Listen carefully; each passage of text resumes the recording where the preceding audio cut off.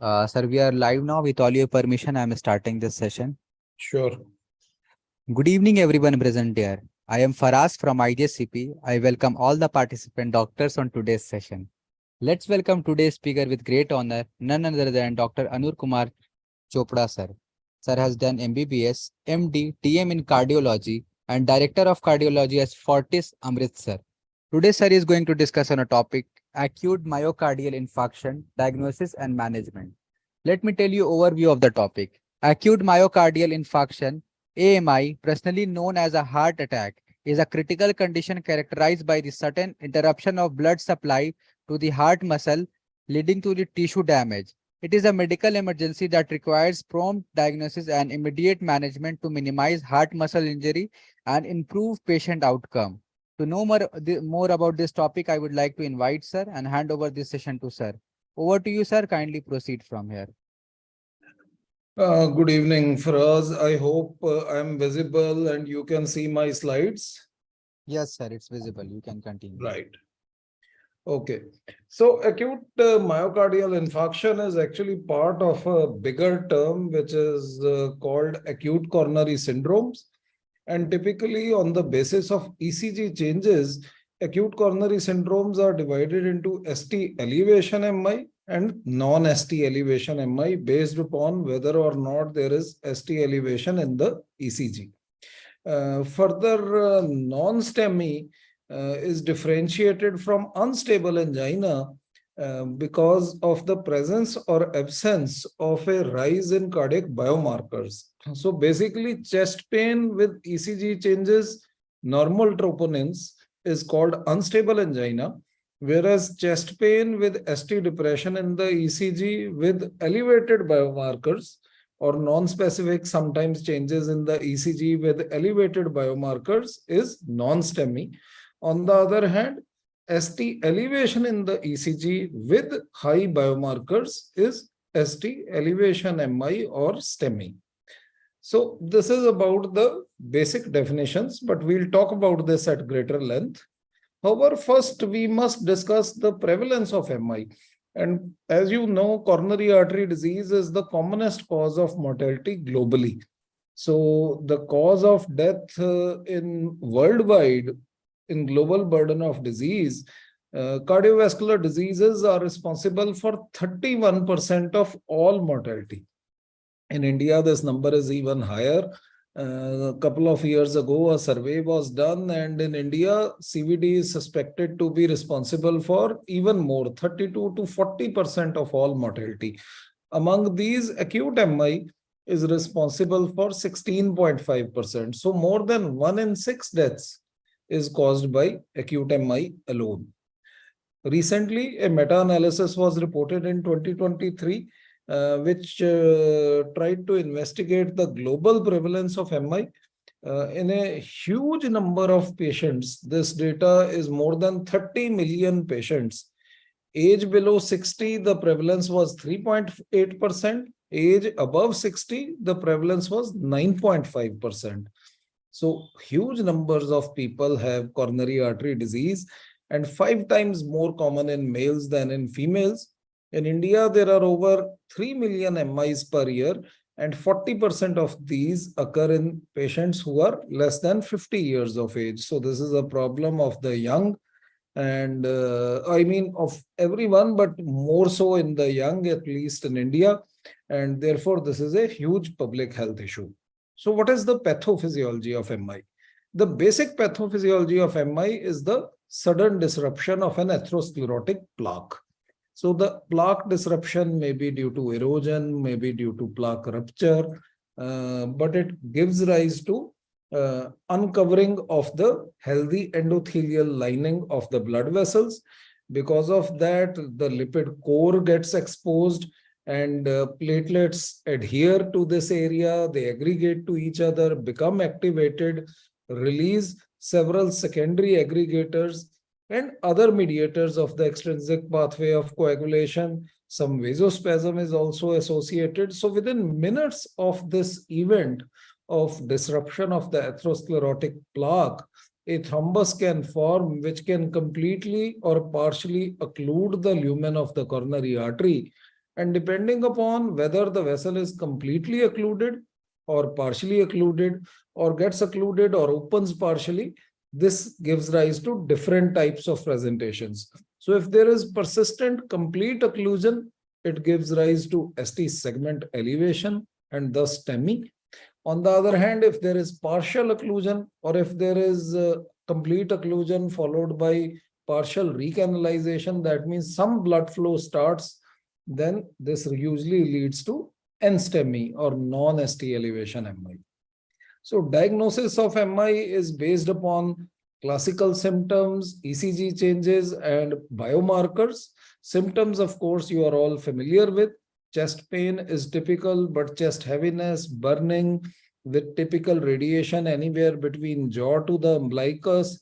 Associated symptoms like nausea, vomiting, sweating, dyspnea, lightheadedness may all be there.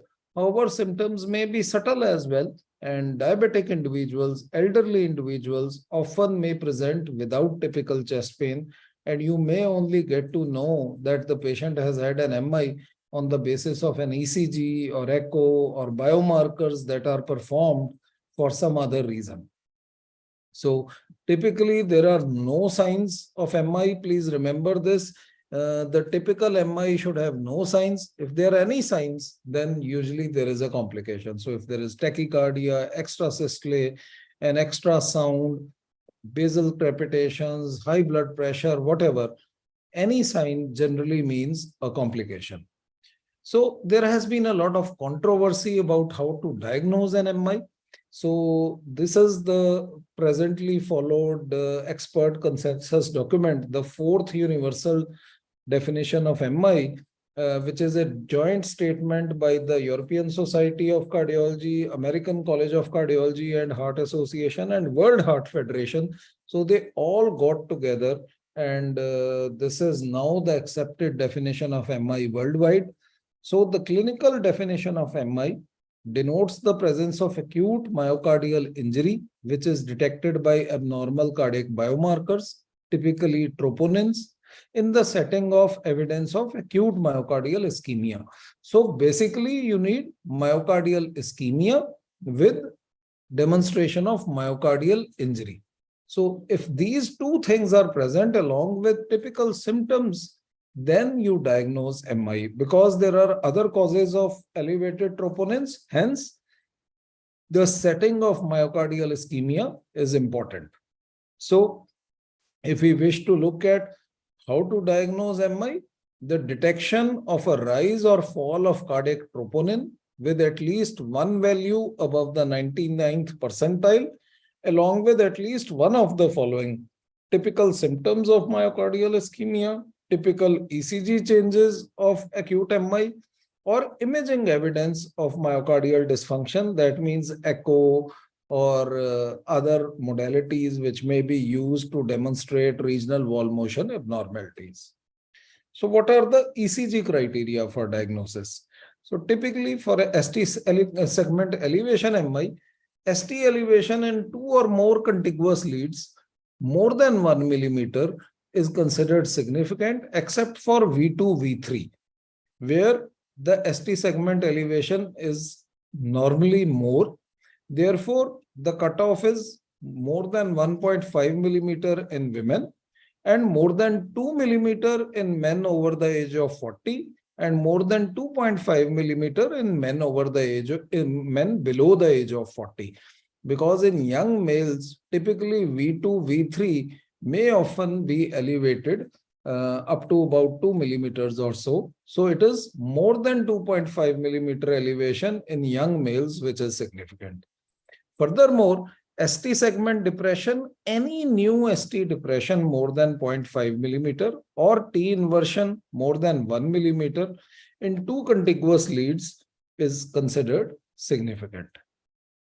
So what are the types of MI? Now we recognize that all MIs which we diagnose in clinical practice are not uniform, and there are many varieties of MI. So the UDMI has divided this into 5 subtypes.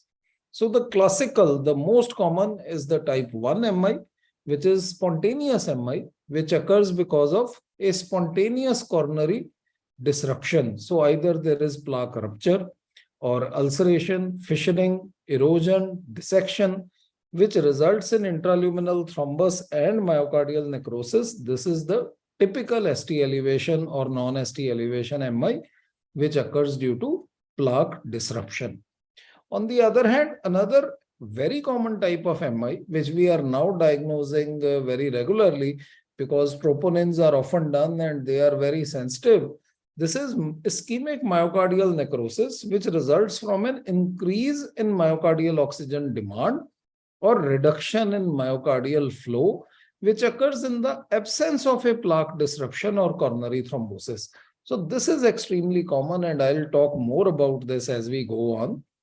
Type 3 is sudden cardiac death, which is related to, excuse me, documented coronary artery thrombosis. That means the patient gets some evidence of MI in the form of an ECG or a coronary angiogram or a autopsy study or elevated enzymes, something to document that the sudden cardiac death is related to coronary artery thrombosis. Type 4 is MI related to performance of PTCA, either acutely or later on. And type 5 is MI secondary to bypass surgery.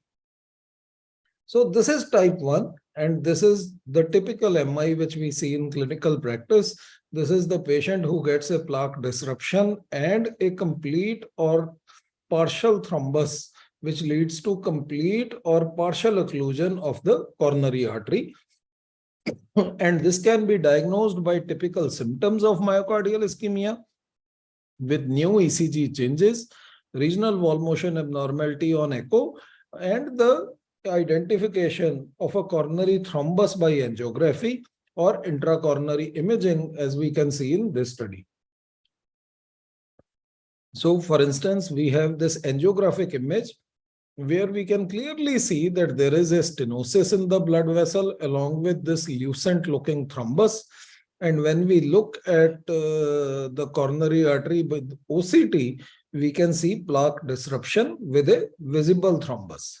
So these are the types of plaque disruptions which we can see on OCT. There can be thrombus, there can be plaque rupture, which is the most common finding in STEMI, plaque erosion, which is more common in NSTEMI and in females, and calcified nodules. All of these can be found in type 1 MI. Type 2 MI is the supply-demand mismatch MI, and this may occur in vessels which are otherwise normal, which do not have atherosclerosis, and they are diagnosed by everything else, all the 4 features of type 1, with the exception that coronary angiography will not show a visible thrombus. So what is the context here? The context is that the patient is admitted with another illness or process. Patient may have chest pain as a presenting symptom, but typically these patients have either chronic kidney disease or an acute renal failure or a hypertensive emergency, or they have shock due to some reason, which may be a vasodilatory shock, or which may be a hemorrhagic or hypovolemic shock. All those conditions. Another common cause is sepsis, infections of any kinds. We hear so many times these days about MI occurring in the context of COVID or MI occurring in the context of respiratory infections. So all these MIs which occur due to supply-demand mismatch are classified under type 2 MI. And type 3 MI we discussed. It is MI where the patient suffers a sudden cardiac arrest and we get some samples or ECG or an autopsy which confirms that this was an MI. Type 4 is, of course, post-stent. Type 5 is post-CABG. So what is the definition of reinfarction and what is recurrent MI? So if within 28 days of getting an MI, there is another episode of MI, that means re-ST elevation or new Q waves or new chest pain with fresh ECG changes and elevation of troponin, this is called reinfarction, and the cutoff for this is 28 days. So after 28 days, if there is another MI, then this is called recurrent MI. So another issue that I would like to clarify here is troponin. A potential problem with the current definition of MI is that the focus is on troponins. But troponins can get elevated in many conditions other than MI, for instance, in tachyarrhythmias, in heart failure, in hypertensive emergencies, stress cardiomyopathy, aortic dissection, even after cardiac procedures, but also after non-cardiac issues, for instance, pulmonary embolism, chest trauma, various type of toxicities, renal failure, sepsis, shock, stroke, rhabdomyolysis, all these can be associated with elevated troponins, but these are not MI. Secondly, there can be an issue of too early sampling. For instance, it takes about 4 to 6 hours for clinical significant levels to be achieved. And therefore, if you do the first sample within, let us say, 1 hour of onset of chest pain, that result may be completely normal. And that should not rule out an MI. It is only consecutive levels, at least 1 hour apart, which don't show further elevation, or a single value after 6 hours, which is less than the 99th percentile of whatever assay you are using, that rules out MI. Currently, we use HS troponin. As you see, earlier we used to use these kit tests. So kit test would come positive about here. On the other hand, the high sensitive assay comes positive here. So here usually 10 to 20 nanogram per ml is the cutoff level. For instance, in the Roche assay, which we use, the cutoff of troponin T is 14. So anything more than 14 will be labeled as abnormal. However, what we need to know is that the cutoff value is 5 times higher than the 99th percentile. So if the value of troponin is 5 times higher than the 99th percentile, which for instance, as I was saying, is 12 in RSA, then anything more than 70 will be high. So if the value is between 14 and 70, this is not a definite elevation, and you need to repeat the test after 1 to 2 hours. If there is elevation more than 20% over the baseline level in 1 to 2 hours, this is significant elevation and is diagnostic of MI. On the other hand, if the value does not rise by more than 20%, then you have to look at what is another cause for persistent elevation of troponin, because this is then less likely to be acute MI. So the advantage of this is that there has been a 4% absolute and 20% relative increase in the risk of type 1 MI. So we diagnose now MI more often than we used to earlier, and we diagnose unstable angina less often because troponins are so sensitive that they have led to a marked increase in the diagnosis of MI, and also both type 1 and type 2 MI. So initially the recommendation was that you should do 2 levels of troponin at 0 and 3 hours, but now with the availability of high sensitivity levels, the guideline has been changed to 0 and 1 hour or 0 and 2 hours. So if the first value is normal, second value had to be elevated more than 50% above the first. If the first value is more than 99 percentile, the second value has to be more than 20% elevated over the first value. So these would diagnose acute MI. So the diagnosis of acute MI using the criteria in this documents requires the integration of all these things. clinical findings, ECG, biomarkers, and observations from imaging procedures. And therefore, we have to document troponin rise at least properly in order to be able to reliably diagnose MI. On the other hand, there are patients in whom troponin level is elevated above the 99th percentile but is stable. And this signifies chronic myocardial injury. And this can occur typically either in CKD or in structural heart disease like chronic heart failure. So these two conditions are most commonly associated with persistently moderately elevated troponin levels. So they don't indicate MI, but they do indicate worse prognosis long term due to chronic myocardial injury. So this is not acute injury, but chronic injury. Next is how to assess the ECG. And the way to assess is one indicates the onset of Q wave, two indicates the onset of ST segment, ST segment or the J point, and the elevation of 2/1 is what we call ST segment elevation. And this is what we were trying to define earlier when I was telling you. And you should know some of these important differential diagnosis. This, for instance, is hyperacute T waves, the type which precede ST segment elevation. On the other hand, such tall, symmetric, but narrow-based T waves are more likely in hyperkalemia, whereas this is a normal variant typically in a young male. Similarly, T inversions, you need to see the different types of T inversions. This is an ischemic T wave, whereas this much more deep T wave is the T wave which you often find in an intracerebral bleed. These are the secondary STT changes in left middle branch block, and this is the typical digoxin type of ST segment. So you need to identify these. Certain new entities have also been classified recently, and these include MINOCA, spontaneous coronary artery dissection, and Sakatsubo syndrome.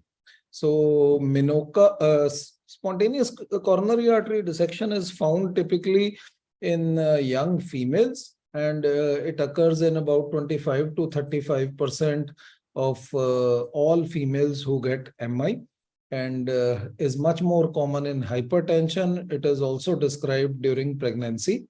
It is one of the types of MINOCA. So the diagnosis of MINOCA or MI with non-obstructive coronary arteries is made when you identify acute MI on the basis of the fourth universal definition of MI criteria, which we just discussed. But the coronary angiogram shows non-obstructive coronary arteries. That means there is no coronary stenosis which is more than 50% in any potential infarct-related artery. So that means the coronaries are either completely normal or they have mild disease, less than 50%. And there is no overt specific cause for the acute presentation. So this is how we approach such a patient. We initially treat them just like any other MI, STEMI or non-STEMI, based upon the ECG and the biomarkers. However, once the angiogram reveals that there is no significant coronary artery stenosis, but echo findings are there, we work up further to see as to what could be the possible causes of this presentation.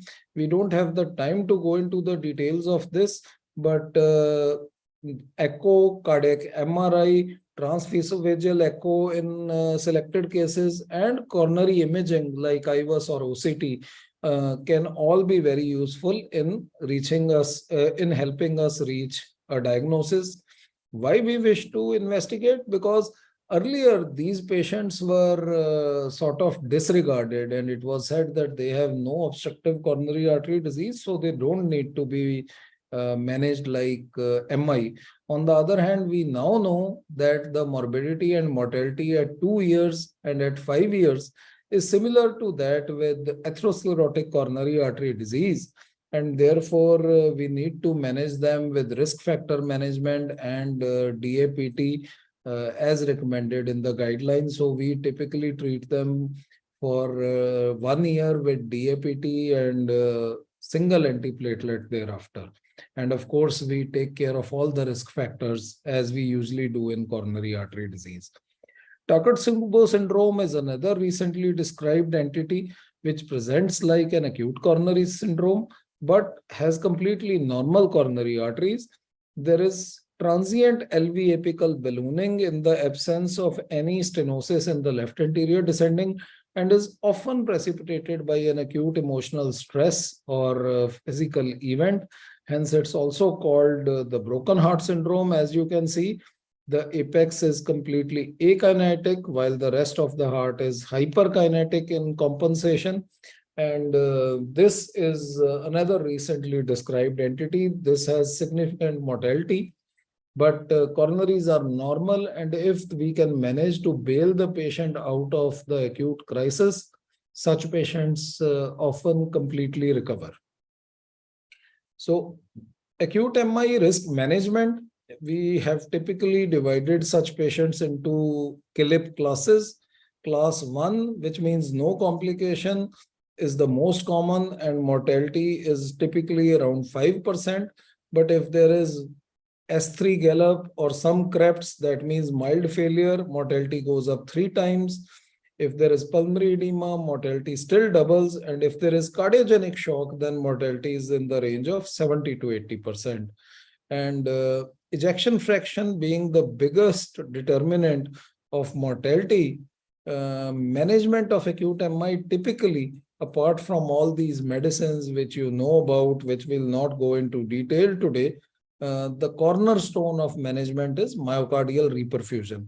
That means somehow to establish the patency of the infarct-related vessel, which will reduce the size of the infarct and reduce the mortality. So these are some of the terms that are connected with reperfusion therapy. FMC is first medical contact, the first time the patient reaches a doctor. STEMI diagnosis is the time when the first ECG documented ST elevation. Primary PCI is opening up the occluded infarct-related artery with a balloon or a stent. Rescue PCI, if thrombolysis has been used and the patient has continuing pain and ST segment elevation, then going ahead and doing a PCI after giving lysis immediately without waiting too long is rescue PCI. Routine early PCI after lysis, if the patient has lies significantly, then angio can be performed within 24 hours. And the infarct-related vessel, if significantly compromised, has to be opened up. This is called routine early PCI. Pharmacoinvasive therapy is fibrinolysis combined with routine PCI, early PCI strategy.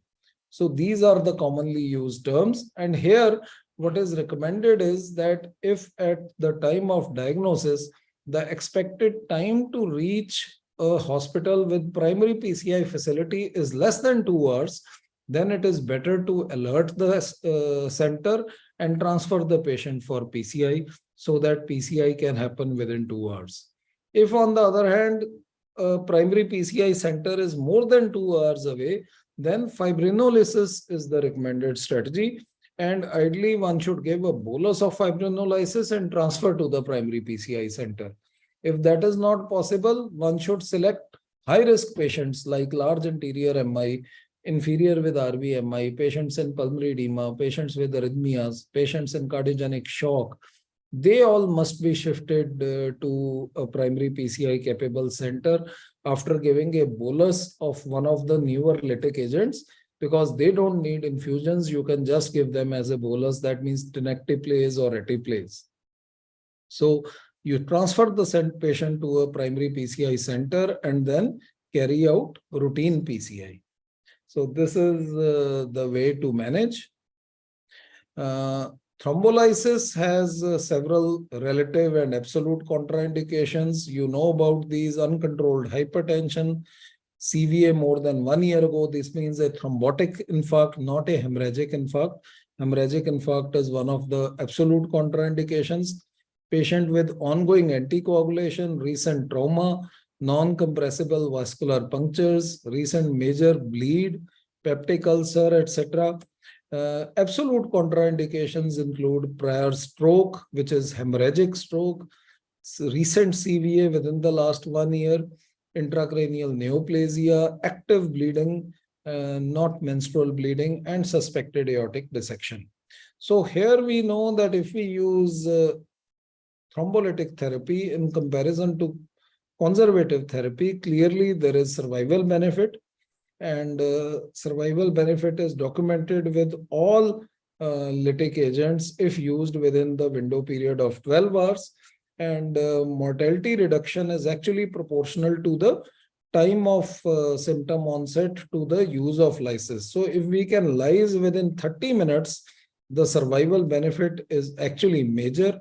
Absolute mortality reduction is more than 2.5% or 25 per 1,000, which is great. This is as good as primary PCI. That is why the first 1 hour after the onset of chest pain is called the golden hour. And if lysis can be given in the first 1 hour, it can be as efficacious as primary PCI. Though we prefer primary PCI because it tells us about the anatomy of the patient, what other disease the patient has, and more reproducibly helps us to get to TIMI-3 flow in the occluded coronary artery. However, if that is not practical, in the first 1 hour, lysis is extremely effective. The highest efficacy of lysis is within the first 4 hours. After 4 hours to 12 hours, the survival benefit progressively falls. However, till about 12 hours, there is still significant survival benefit. After 12 hours, the benefit starts coming down. And at this stage, it is much better to send the patient for an angiogram rather than try lysis, because the risk of myocardial free wall rupture is higher and the benefit is lower with lytics at this stage. These are some of the approved agents: streptokinase, retiplase, tenecteplase, and elteplase, etc. we all use. However, currently the drugs of choice are these two, retiplase and tenecteplase, because they can be given as boluses and the patient can be shifted to a PCI capable center as soon as possible. So for paucity of time, I will not go into details of this. Just move on to primary PCI. Primary PCI has the most solid data in the management of acute MI, and that is why you can see it has got the strongest possible recommendation in the ESC guidelines, class 1A. So any patient presenting with the STEMI, ideally primary PCI is the treatment of choice, and stenting is recommended as class 1A. So if in case it is not possible to do primary PCI, then we do thrombolysis, as we just told you. This is just to show you an example of a patient with acute inferior MI. This is the right coronary artery, which is completely occluded. And as you can see, after balloon dilatation and stenting, we have complete opening up of a large vessel, which was completely occluded. So this is the sort of good result which you can get with primary PCI if done in time. Furthermore, long-term therapy with very effective cardiac medications is considered very important. Beta blockers for at least 1 year, ideally 3 to 4 years. Lipid-lowering therapy with statins, ideally lifelong. ACE inhibitors, ARBs, ideally lifelong. Mineralocorticoid antagonists in those with LV dysfunction or heart failure or diabetes. These are some of the medicines which are indicated in such patients. So to conclude, friends, acute MI is the commonest cause of mortality globally. Early diagnosis and treatment can be life-saving. Reperfusion is the cornerstone of treatment. Primary PCI is preferable over lysis, and lifelong medications for secondary prevention are mandatory. Thank you.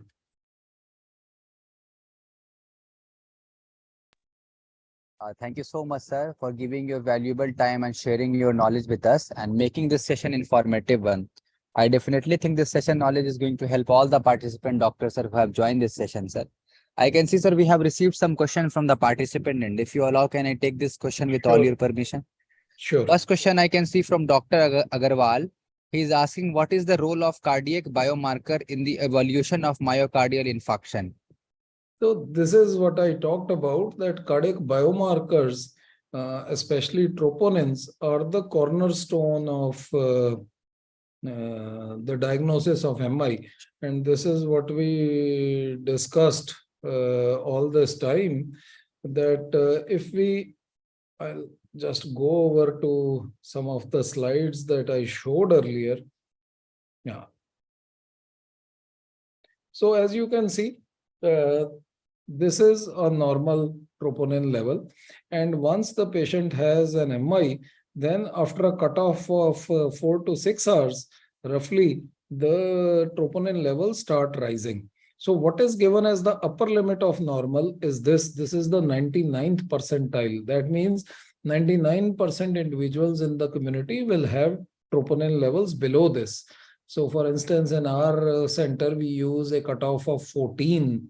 In other assays, it is 0.01, which is like 10. So this is the cutoff. And once the value starts rising above this, once it goes 5 times above the 99th percentile cutoff, it is diagnostic of MI. That means in a assay where 14 is the upper limit of normal, anything above 70 is diagnostic of MI if there are typical symptoms of myocardial ischemia and ECG changes along with.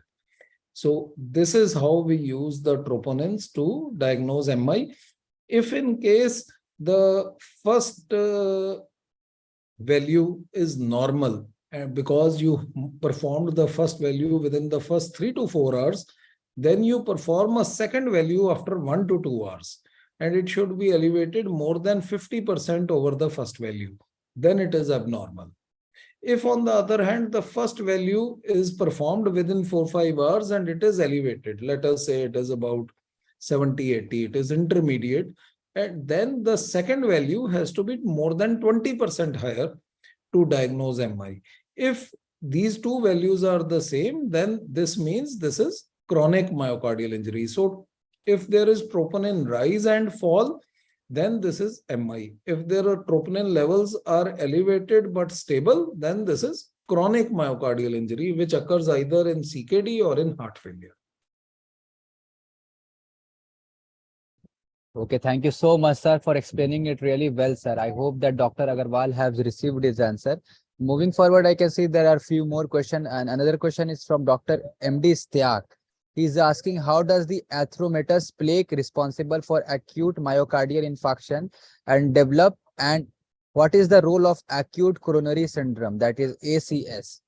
So, see, this is what we were talking about, that various risk factors for coronary artery disease, which we know about: hypertension, diabetes, hyperlipidemia, smoking, upper body obesity, all the family history, all these risk factors predispose to the evolution of coronary atherosclerosis. Once there is coronary atherosclerosis, there is a fibroatheroma in a coronary artery. For some reason, these reasons are not clearly defined, but exercise, stress are some of the reasons postulated which lead to sudden plaque disruption, which may occur in the form of rupture or erosion or dissection.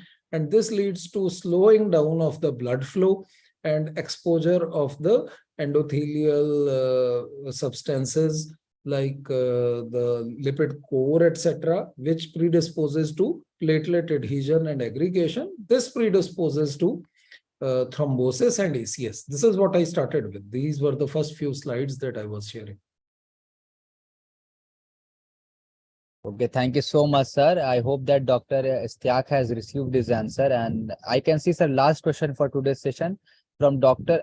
Anjali Agasthani, and she is asking, what is the role of coagulation necrosis in myocardial infarction, and how does myocardial fibrosis contribute to ventricular remodeling? So myocardial necrosis occurs as a result of coronary artery occlusion. So if there is no blood supply to a particular part of the myocardium for 1 hour or more, the myocardium will start necrosing and there will be a myocardial infarction. So gradually, when there is a healing process, this process becomes replaced by fibrous tissue. And so there is a scar formation in the area which was necrosed. And this scar often has some territories of viable cells. Most of it is damaged, but there is some viability. And this can sometimes lead to arrhythmias also. It is these viable muscle cells in the scar which can give rise to re-entry and give rise to arrhythmias. Thank you so much, sir, for answering all the questions, sir. I hope that all the doubts of the participant doctor has been cleared. So I cannot see any more questions, sir. But there is one feedback from Dr. Istiaq. He has written, thank you so much, sir, for answering. And it was a wonderful session. Thanks a lot. Thank you. Okay, sir. Okay. And I hope that all the audience have really enjoyed this session, sir. As there is no question, no more question, with all your permission, shall we conclude this session, sir? Sure. Thank you. Okay, thank you so much, sir, and hope to see you again in future, sir, with different topic. Till then, take care of yourself, sir. Okay. Thank you. Bye.